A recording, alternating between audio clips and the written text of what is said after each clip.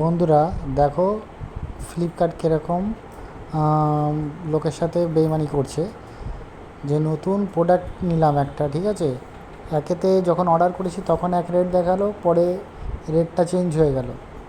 কি হ্যান্ডলিং ফি না কী নিচ্ছে, এবং তার উপরেও দেখো প্রোডাক্টটার মধ্যে বক্সটা মানে ভাঙা, মানে আগের থেকেই কেউ ভেঙে রেখেছে বক্স, সেই খারাপ বক্স দিয়েছে। প্লাস ভিতরে খুলে যেটা দেখছি, ভিতরে দেখা যাচ্ছে দেখো প্রোডাক্টটা একদম নোংরা লেগে রয়েছে, মানে মনে হচ্ছে না কেউ ইউজ করে রেখেছে 1 মাস 2 মাস, তারপরে গিয়ে দিয়েছে। ঠিক আছে, এবার এটা ভালো হবে কি খারাপ হবে সেটা তো জানি না, ঠিক আছে কোনো ব্যাপার নেই, আমি ওটা দেখেও নিই, দেখার দরকারও নেই।